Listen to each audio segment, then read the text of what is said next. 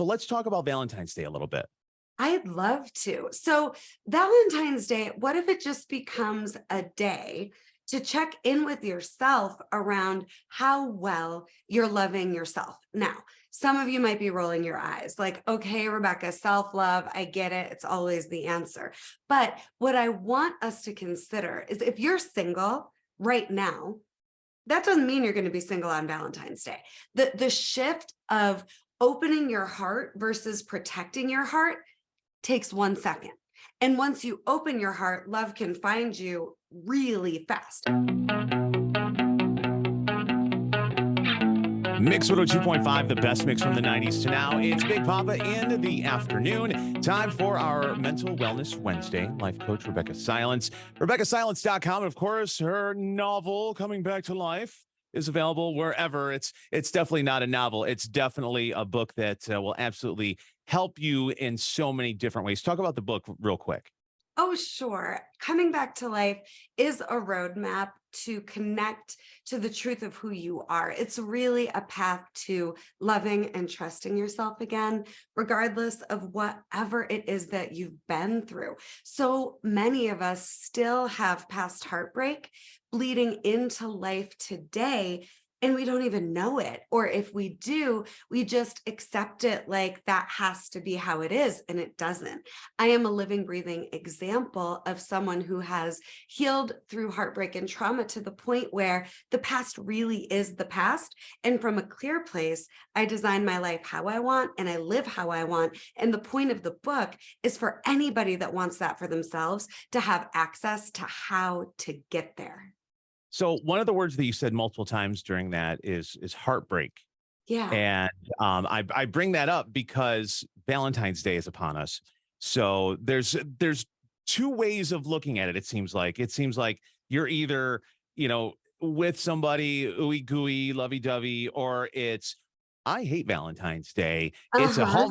Hallmark day. But it just puts a magnifying glass on the fact that I'm single. It really is. It feels like it's one or the other. So let's talk about Valentine's Day a little bit. I'd love to. So, Valentine's Day, what if it just becomes a day to check in with yourself around how well you're loving yourself? Now, some of you might be rolling your eyes like, okay, Rebeccah, self-love, I get it. It's always the answer. But what I want us to consider is if you're single right now, that doesn't mean you're going to be single on Valentine's Day. The shift of opening your heart versus protecting your heart takes 1 second.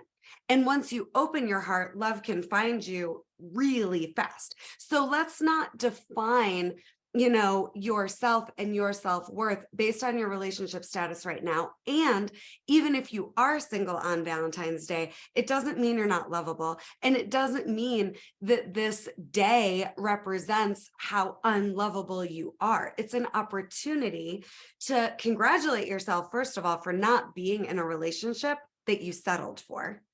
Anybody that's single, I guarantee you could be with somebody that you settled for that would happily be with you that you don't want to be with. So let's celebrate that, right? And let's know that exactly what you're looking for is ready for you. And now is the time. Between now and Valentine's Day, we still have 2 weeks.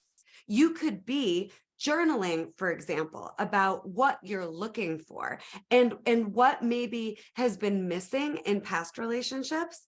You can now ask for on paper, like, what are the top 25 qualities you've been waiting for, you've been looking for, that maybe you've never had in your relationships before that were missing? And no, this is the most important piece when it comes to heartbreak. The more you expect love to mean heartbreak, the more you're going to prove that right. So whether you're single, or I was just speaking with a client earlier this morning already about she's not single and her relationship feels very fragile and she's heartbroken and she's messaging me heartbroken. If your relationship isn't what you want, if you're single and that's not what you want, let's not be in a place where you accept that this is all I get. Let's decide that you are meant to experience love in a healed way. And almost nobody has. We experienced love through our heartbreak as kids, and then we expect to just keep experiencing love, and inevitably we'll be heartbroken again and again. And I'm here to say, the more you love yourself, as cliche as it sounds, the more you heal through your past wounds with other people, the more you no longer fight with the ghosts of your past, re-experience the past heartbreak over and over again, like Groundhog Day. And the more you get to know your worth, own your worth, and love yourself as you make room for what you long for and what you deserve.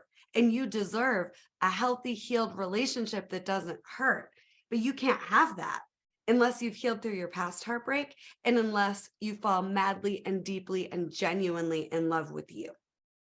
Rebeccah, what do you have to say? Everybody knows someone that is very venomous about Valentine's Day. There's bitterness, like there's anger, like they're seeing red because of, not because of all the hearts of Valentine, but like a genuine, like almost like hatred to Valentine's Day. Everybody has someone in their life that is like that. How do you approach someone like that? Let's just get real for a second. Those people that are so aggressively against Valentine's Day, they probably love more than almost anyone. We don't get that passionate in that dark direction unless we care a lot. So let's just have more and more compassion. I love the game of like Care Bear staring my love and light into people, right? They don't even have to know that I'm doing that, but they care a lot. They love a lot, and they're aggressively defending against the love to protect themselves. And then it's not your job to wake them up or to try to change their position, but you can have compassion, recognizing they wouldn't be upset that deeply, that much, unless they really love on some level and desire it a lot. And then if you're the one who's like vehemently against Valentine's Day, give yourself permission to love. Give yourself permission to write a new chapter around love for your own life story, and let yourself make this year, 2023, be the year where you forgive yourself for protecting yourself from love, and let yourself slowly open your heart to receive love the way you are meant to receive it. Unhealed people that broke your heart do not represent love and what's possible for you. You deciding what you want love to feel like, what you want your love story to be for your life, that you have control over, no matter how other people showed up in the past. And again, I get to say this because I was treated horrendously as a child on many levels. And I don't say that as like a badge of honor. I say that to say, I've been there. I've been divorced in a domestic violence marriage that I had to get out of with a 2-year-old. And my God, I loved this man that I was married to. But I had to love myself and what was possible for me more than thinking this was all there was for me in order to have the marriage I have now, the life story and the love story I have now. So if I can do it, any of us can. All right. So real quick, if you were a Care Bear, what would the symbol be on your tummy? Well, I'm love a lot bear, the hearts. So what would the picture be? I'm pink with hearts on my stomach, and I'm shining all of my pink light out to all of you always. Now, what would you be? Which Care Bear are you? If I was a Care Bear, it would be a bottle of vodka and a couple music notes. That would be it. And what's the name? What's your Care Bear name? Getting jiggy with it, Bear. Oh God, you did not just say getting jiggy with it. It is a Mental Wellness Wednesday. Life coach Rebeccah Silence coming back to life is available wherever books are sold. Check out RebeccahSilence.com. Always a pleasure, Rebeccah. We'll talk to you next week. Love you all.